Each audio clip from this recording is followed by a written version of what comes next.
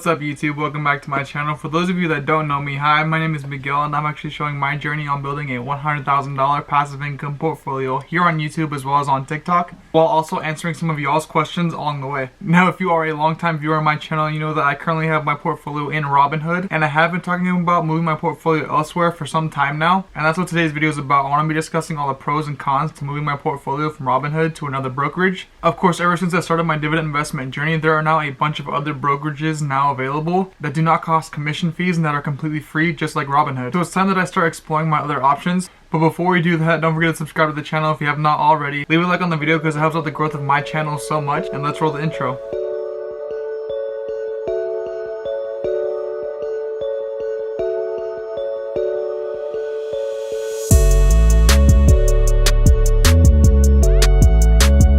Now, as always, we have to go over the value of my portfolio and the weekly buys that I did do. And since I haven't posted in the past 2 weeks, I now have 2 weeks worth of portfolio updates to do for y'all. Now, as we can see on the day, I'm currently sitting at $15,592.12, up overall $180.35, or about 1.17% just today.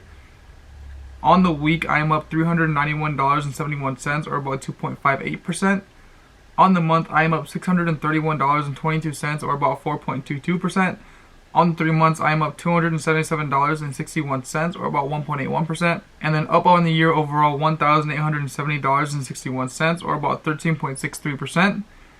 And then all time, I'm up $2,642.12, or about 20.40%. Now, as we can see, my portfolio has gone up and down a lot in the past couple of months. That's because of the talks of recession, the market pulling back, so on and so forth. But like I continue to say, every single time my portfolio goes down, that just gives me an opportunity to buy more shares at a cheaper price of my favorite stocks that I want to hold 25 plus years. Now, going into the 2 buys that I did the last 2 weeks, with the first one being Starbucks, I bought $101.58 worth of Starbucks. That ultimately gave me 1.11 shares at an average cost of $90.96 per share. And then as we can see, hopping into Starbucks, I now have 7.37 shares at an average cost of $90.77. I am up overall $1.72 on Starbucks. This is a company that I have been aggressively buying. As we can see, I bought into them less than 2 months ago, and I am already sitting at $670 worth of Starbucks. That's because I see the opportunity in Starbucks right now. They're extremely low in my opinion, and I'm able to pick up a lot of shares under the $100 value mark, which of course anything under $100 for Starbucks in my opinion is going to be undervalued, so I'm aggressively buying Starbucks. So I took it as a great time to buy a lot of Starbucks while I can and while it was down, because I do believe in holding Starbucks long term, and in the meantime I'm going to get paid dividends.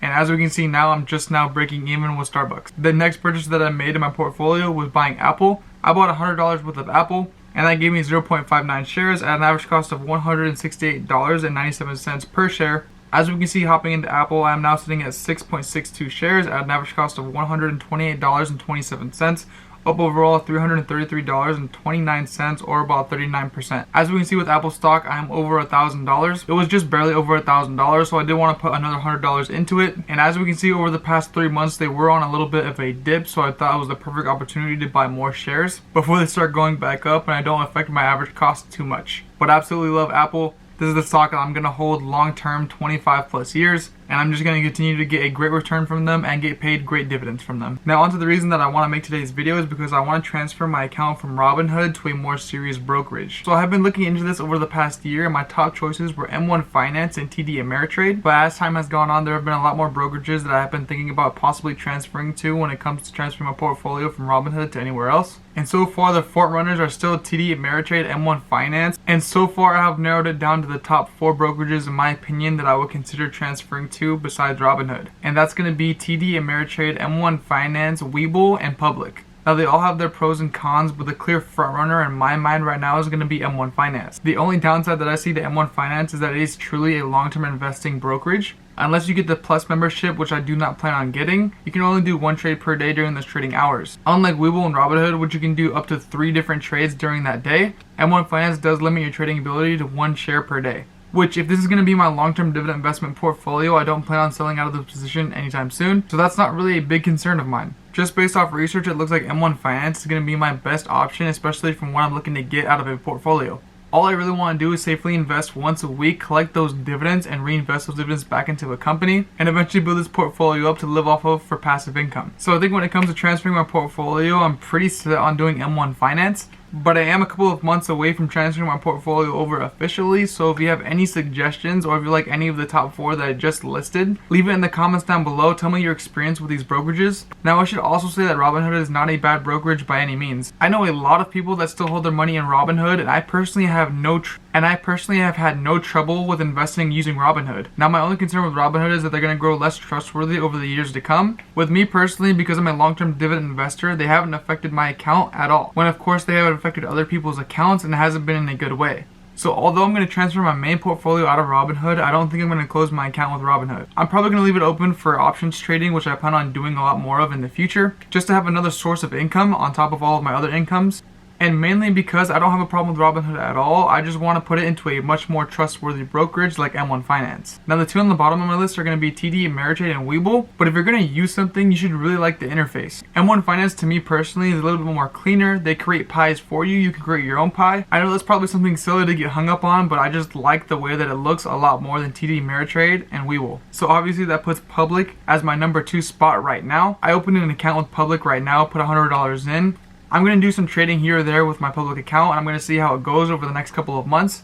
But for the most part, I'm pretty set on M1 Finance. Please let me know y'all's experience with any of these brokerages down below. I want to know how y'all are feeling about these brokerages. Now, of course, Robinhood, Webull, and Public all have crypto, so crypto is not going to affect my decision when it comes to transferring this portfolio here. Again, one of the main concerns with this brokerage that I want to transfer into is that it's trustworthy. I like the interface. It's very functional, and I can do what I want, which is long-term dividend investing. I know this was a little bit of a different video. I kind of just wanted to sit down and talk about what I'm thinking when it comes to transferring my portfolio. Usually my videos are a lot more structured, and I like to do it piece by piece, but I figured I would mix it up here.